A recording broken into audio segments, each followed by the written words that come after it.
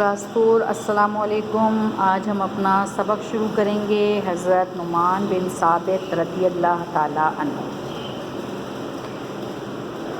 امام ابو حنیفہ کا نام نعمان بن ثابت تھا، یعنی امام ابو حنیفہ کا اصل نام جو تھا وہ نعمان بن ثابت تھا۔ آپ جو ہیں وہ بچپن ہی سے نہایت ذہین، محنتی اور اچھے عادات کے مالک تھے۔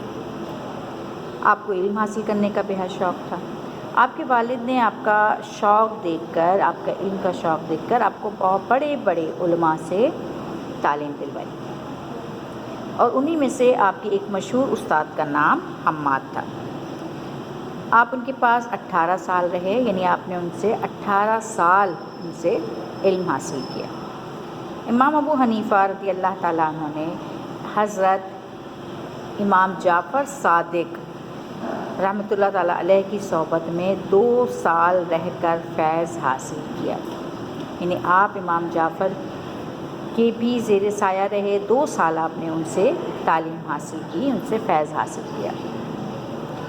ان کے علاوہ آپ نے کئی مقامات کا سفر کر کے بڑے بڑے عالموں سے تعلیم حاصل کی۔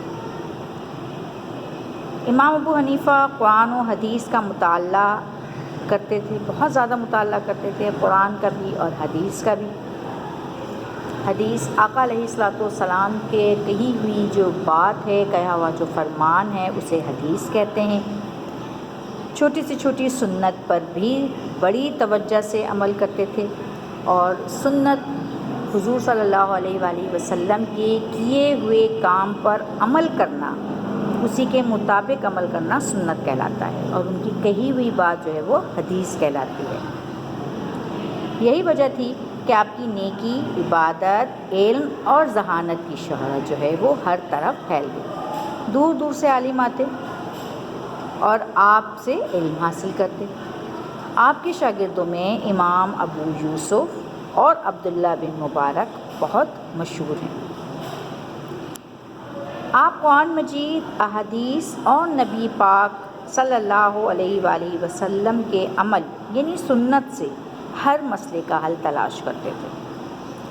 آپ نے 36 بڑے بڑے عالموں کی ایک کمیٹی یا مجلس بنائی تھی، جس میں ہر مسئلے پر کئی کئی دن تک بحث ہوتی، پھر کہیں جا کر آپ کسی مسئلے کا فیصلہ فرماتے۔ اس طرح تمام فیصلے کتاب کی صورت میں جمع کر لیے گئے۔ آپ کے فیصلوں کے اس مجموعے کو فقہ الاکبر کہتے ہیں، اور اس وقت دنیا کے بہت سے ملکوں کے لوگ ان فیصلوں پر عمل کرتے ہیں، اس لیے آپ کو امام اعظم کہا جاتا ہے۔ یعنی آپ جن مسائل کا حل پیش کرتے تھے، اس کے لیے آپ نے بڑے بڑے علماء کرام کی ایک کمیٹی یا مجلس بنائی تھی، اور وہ کوئی 1-2 علماء نہیں تھے، بلکہ 36 بڑے بڑے علماء تھے جن کی ایک کمیٹی یا مجلس بنائی گئی تھی، اور اس کمیٹی میں جو بھی مسئلہ پوچھا جاتا تھا اس میں کئی کئی دن تک بات ہوتی تھی، بحث ہوتی تھی، پھر کہیں جا کر فیصلہ ہوتا تھا۔ اس طرح جتنے بھی فیصلے کیے گئے مسائل کے، وہ ایک کتاب کی صورت میں جمع کر لیے گئے، اور ان فیصلوں کی جو کتاب ہے اس کے مجموعے کو فقہ الاکبر کہتے ہیں، اس کتاب کا نام ہے۔ اور اس وقت بھی دنیا کے بڑے بڑے ممالک میں لوگ ان فیصلوں کے مطابق عمل کرتے ہیں، اور اسی لیے آپ کو امام اعظم کہا جاتا ہے۔ امام ابو حنیفہ ایک بڑے عالم ہونے کے علاوہ ایک عبادت گزار، دیانتدار، خوش اخلاق اور سخی انسان تھے۔ سخی کسے کہتے ہیں؟ سخی کہتے ہیں جو شخص اللہ کی راہ میں بے دریغ خرچ کرے، وہ سخی کہلاتا ہے۔ کوفہ جگہ کا نام ہے۔ کوفے میں آپ کا کپڑے کا کارخانہ تھا۔ یہاں ہم ان کے دیانتدار ہونے کا ایک واقعہ سنیں گے۔ کوفے میں آپ کا کپڑے کا کارخانہ تھا، جس میں خاص قسم کا ریشمی کپڑا خود تیار کیا جاتا تھا۔ جیسے کپڑوں کے نام ہوتے ہیں ساٹن، ریشمی، اس طرح کے کپڑوں کے نام ہوتے ہیں، اسی طرح ریشمی ایک کپڑا ہوتا تھا جس کو خس کہا جاتا تھا، وہ تیار کیا جاتا تھا۔ آپ اس کی تجارت کرتے تھے، اللہ تبارک و تعالیٰ نے اس میں بڑی برکت دی۔ اپنی آمدنی کا بڑا حصہ آپ خیرات کر دیا کرتے تھے، یعنی آمدنی کا جو بھی آمدنی آپ کو حاصل ہوتی تھی اس کا بڑا حصہ آپ لوگوں میں خیرات کر دیا کرتے تھے، اللہ کی راہ میں خرچ کر دیا کرتے تھے۔